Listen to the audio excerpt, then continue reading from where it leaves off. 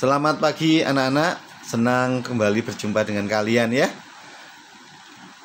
Pak Guru berharap kalian tetap dalam keadaan yang sehat dan tetap semangat dalam belajar.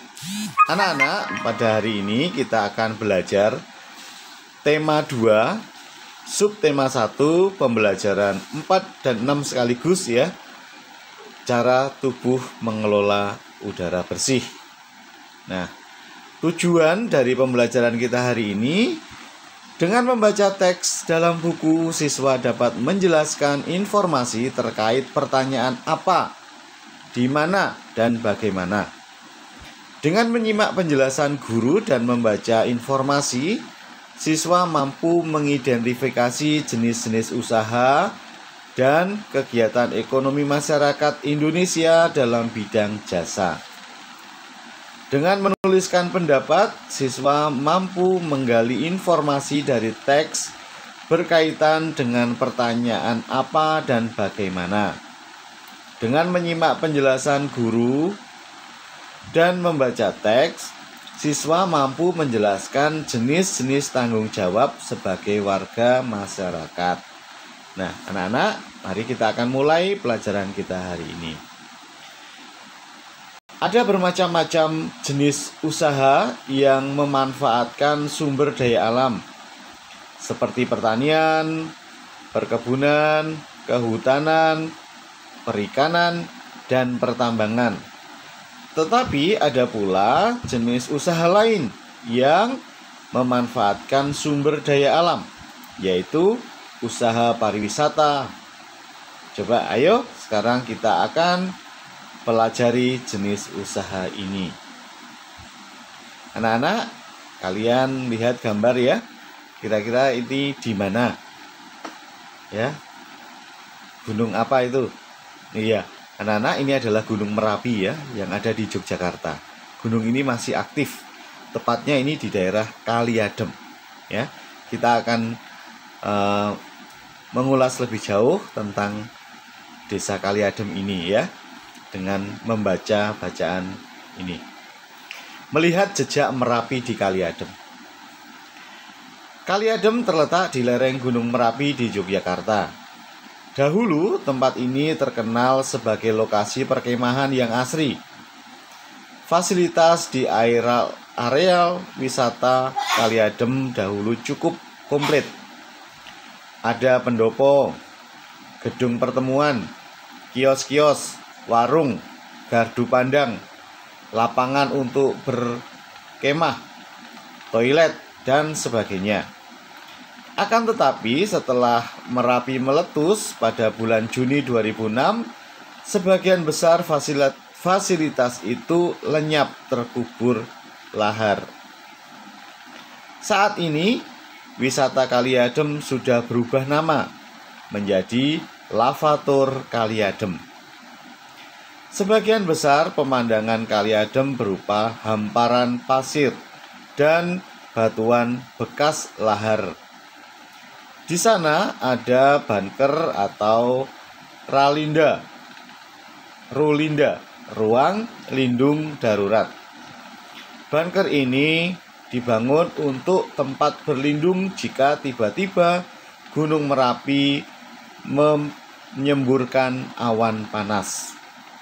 Di dalam bunker ini ada kamar mandi, tabung oksigen, masker, listrik, dan perlengkapan lainnya. Pintunya 2 lapis, terbuat dari lempeng besi setebal 3 cm. Nah, itu anak-anak jejak Merapi di Kaliadem ya, kita bisa bayangkan ya. Tempat wisata yang dulu asri bisa untuk berkemah sekarang menjadi hamparan pasir ya. Namanya pun juga berganti menjadi Lavator Kaliadem. Nah, anak-anak, dari bacaan melihat jejak Merapi di Kaliadem, kalian mengetahui salah satu lagi jenis usaha, yaitu usaha pariwisata. Nah, anak-anak, di mana kita tinggal? Ya, di Surabaya ya. Nah, apakah di daerah tempat tinggal kita ada jenis usaha pariwisata? Coba anak-anak sebutkan tempat wisata yang ada di Surabaya. Apa saja? Ya, Tugu Pahlawan. Terus mana lagi? Kebun binatang. Terus ada hutan mangrove ya. Ada juga Pantai Ria Kenjeran. Nah, anak-anak, bagaimana pengaruh adanya usaha pariwisata bagi kehidupan masyarakat? Nah, tentunya sangat berpengaruh ya terhadap kehidupan masyarakat setempat terutama. Apa pengaruhnya? Ya, masyarakat setempat kehidupannya akan menjadi lebih baik ya. Pendapatan mereka akan bertambah dengan adanya pariwisata. Karena apa? Mereka bisa ikut membuka usaha yang ada kaitannya dengan pariwisata tersebut. Misalnya di Pantai Kenjeran ya, karena di daerah pantai masyarakat sekitar banyak yang berjualan apa? Ya, ikan asap di sana ya, ikan bakar, mungkin juga ada yang mempunyai usaha atau berjualan pernak-pernik, souvenir dari kerang dan sebagainya dari hasil laut. Nah, ini semua dapat meningkatkan taraf kehidupan masyarakat sekitar. Nah, anak-anak, kita akan baca jenis usaha bidang jasa. Jenis usaha pariwisata merupakan usaha di bidang jasa. Bidang jasa berkaitan dengan pemberian layanan kepada konsumen. Contoh usaha jasa selain pariwisata antara lain perbankan, keuangan, asuransi, kesehatan, dan hukum. Sektor jasa di Indonesia, terutama pariwisata, berkembang pesat. Pesatnya jasa pariwisata didukung potensi panorama alam Indonesia yang elok. Sektor pariwisata di Indonesia juga menonjolkan aspek budaya. Contoh aspek wisata alam adalah danau, pantai, bukit, pegunungan, gunung, suaka alam, serta flora fauna. Nah, contoh objek wisata budaya adalah kesenian daerah, upacara adat, kemudian keraton dan candi. Berkembangnya sektor pariwisata menumbuhkan usaha-usaha penunjang jasa pariwisata. Usaha-usaha di bidang jasa pariwisata antara lain sebagai berikut. Yang pertama, pengelola jasa penginapan. Misalnya hotel, motel, wisma, dan losmen. Yang kedua, usaha penjualan barang cenderamata atau souvenir. Yang ketiga, penyedia jasa pemandu wisata atau tour guide. Dan yang keempat, penyedia jasa pariwisata dan transportasi atau tour and travel. Nah, anak-anak, coba kalian lihat gambar itu ya. Ini salah satu contoh usaha penunjang pariwisata. Kalau kalian sedang berwisata di tempat wisata, misalnya di kebun binatang Surabaya gitu ya, di sekitar tempat pariwisata tersebut tentunya banyak orang berjualan ya. Ada banyak macam yang mereka jual ya. Nah, orang yang berjualan di situ akan mendapat keuntungan dari para pembeli ya, yang membeli dagangannya. Nah, ini secara otomatis akan dapat meningkatkan taraf hidup masyarakat di sekitar. Anak-anak, sekarang kita akan lanjutkan pelajaran kita hari ini. Coba perhatikan gambar di samping. Kira-kira apa yang terjadi ya? Ini anak perempuan itu batuk-batuk ya, karena apa? Ada asap yang mengepul dari pembakaran itu.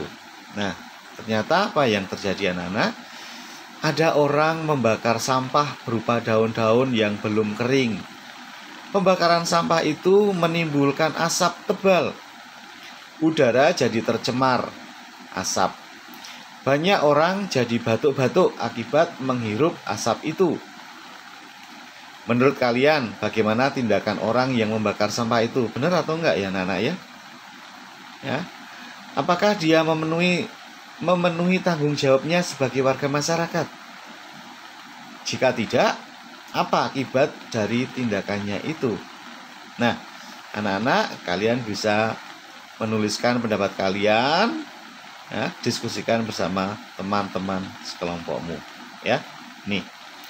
Nah, ternyata kalau kita lihat orang tadi yang melakukan pembakaran sampah atau daun-daun yang belum kering tadi itu tidak bertanggung jawab, ya. Karena apa? Yang dia lakukan itu merugikan orang lain karena menimbulkan asap yang mengakibatkan udara menjadi tercemar. Selain itu juga mengakibatkan orang yang ada di sekitarnya seperti pada gambar tadi itu bisa sesak nafas, bisa sakit, bisa batuk dan sebagainya. Nah, itu akibat dari tindakan orang yang membakar sampah tadi. Nah, maka hati-hati anak-anak ya, kalau membakar sampah di rumah, hati-hati. Jangan biasakan untuk membakar sampah, ya, apalagi di tempat padat penduduk. Nah, kita sekarang akan pelajari tentang jenis-jenis tanggung jawab sebagai warga masyarakat. Tanggung jawab itu bersifat kodrati dan selalu melekat pada diri setiap individu, terutama dalam kedudukannya sebagai warga masyarakat.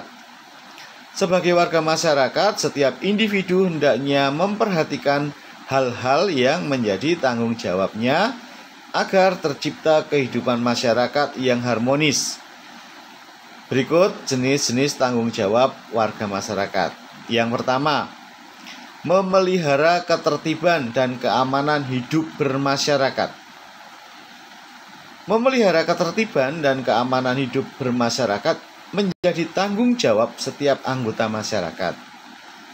Ketertiban dan keamanan hidup bermasyarakat dapat diupayakan dengan membuat peraturan untuk dipatuhi bersama segenap warga masyarakat.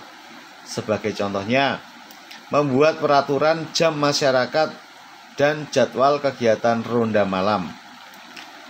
Peraturan jam masyarakat dan jadwal kegiatan ronda malam tersebut hendaknya dilaksanakan setiap anggota masyarakat sebagai bentuk tanggung jawabnya sebagai warga masyarakat. Ini contohnya ya, kegiatan Siskamling. Ini hendaknya juga dilakukan dengan tanggung jawab, dengan penuh tanggung jawab. Yang kedua, menjaga dan memelihara rasa persahabatan dan kesatuan masyarakat. Masyarakat merupakan kumpulan dari berbagai individu yang mempunyai latar belakang kehidupan berbeda-beda, tetapi mempunyai tujuan yang sama. Oleh karena itu, dalam masyarakat tentu banyak terjadi perbedaan. Misalnya demikian. Meskipun demikian, setiap anggota masyarakat harus tetap menjaga dan memelihara persatuan dan kesatuan antar warga masyarakat. Dalam menjaga dan memelihara persatuan dan kesatuan antar warga masyarakat, hendaknya dipegang prinsip-prinsip dasar sebagai berikut. Yang pertama, membina keserasian, keselarasan, dan keseimbangan dalam berbagai lingkungan hidup. Yang kedua, saling mengasihi, membina, dan memberi antar sesama. Yang ketiga, tidak menonjolkan perbedaan, tetapi mencari kesamaan. Nah, dengan prinsip di atas, kalian hendaknya bisa menunjukkan perilaku yang mencerminkan sikap menjaga dan memelihara rasa persatuan dan kesatuan antar warga masyarakat seperti berikut ini. Yang pertama, hidup rukun dengan semangat kekeluargaan antar warga masyarakat. Yang kedua, setiap warga masyarakat menyelesaikan masalah sosial secara bersama-sama. Yang ketiga, bergaul dengan sesama warga masyarakat, tidak membeda-bedakan suku, agama, ras, ataupun antar golongan.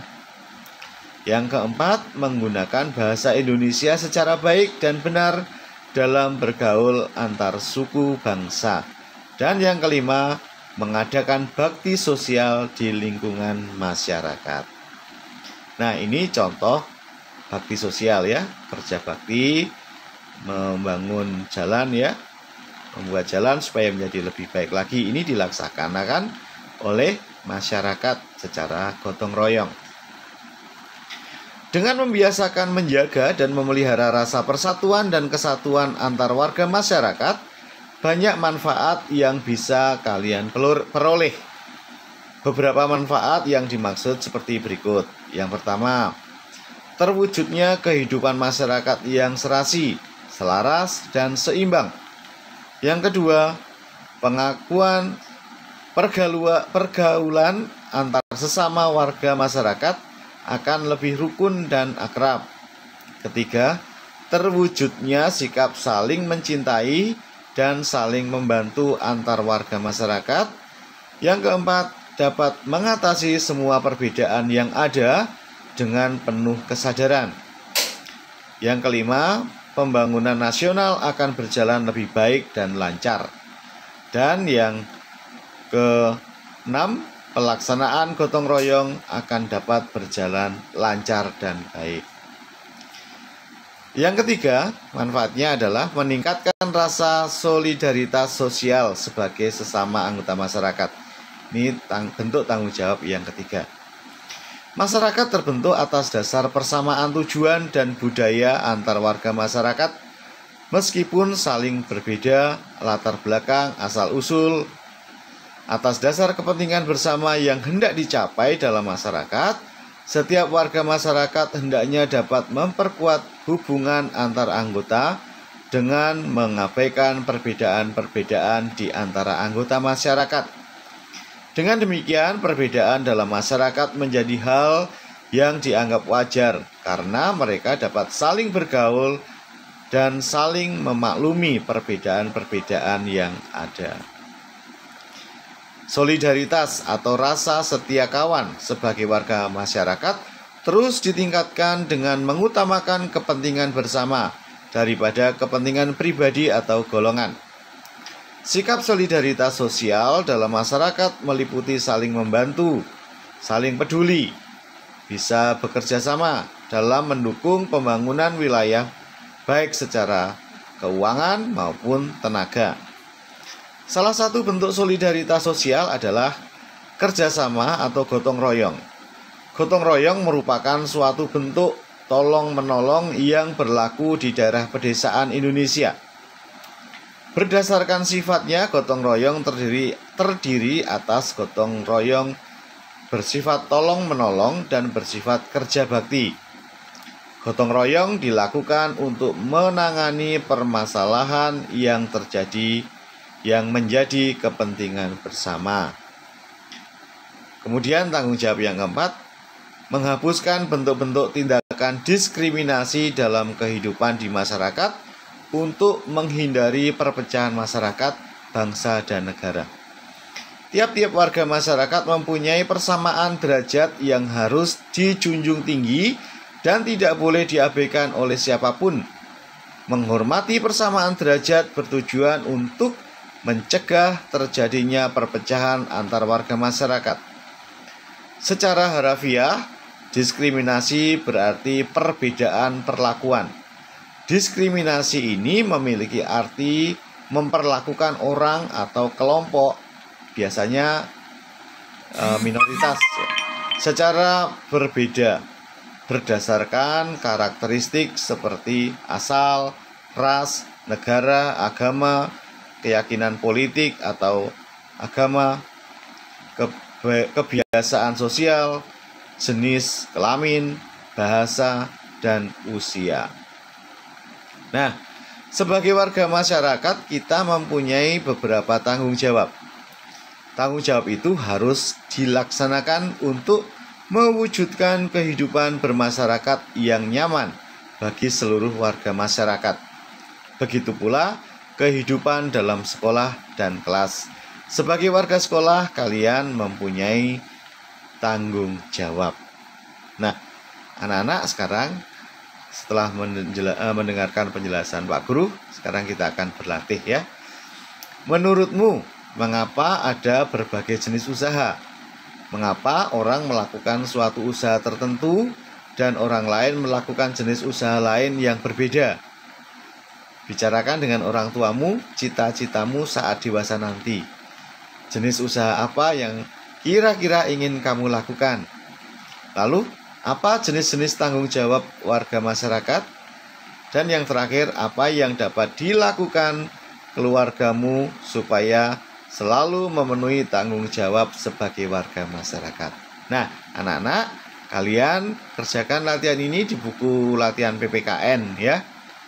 Itu kemudian nanti bisa dikumpulkan lewat Google Classroom.